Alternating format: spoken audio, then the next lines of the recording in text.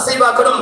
கண்ணு நினைக்கிறவா சுப்ஹானல்லாஹ் எங்கட பிள்ளை நெஞ்சோட அணைச்சி ஒரு துஆ செய்யறதுக்கு சதகா, முத்தம் கொடுக்கிறதுக்கு சதகா, அவருக்கு நலவு சொல்லி கொடுக்கிறது சதகா, பிள்ளைய கூப்பிட்டும் தவற விலகப்படுத்துறது சதகா, நன்மை நன்மை சொல்லி கொடுக்கிறது சதகா, மனைவிக்கு அருகாமையில உட்கார்ந்து ரொம்ப கண்ணியமா பேசி அன்போட பழகி அவங்க தவற உணர்த்துறது சதகா.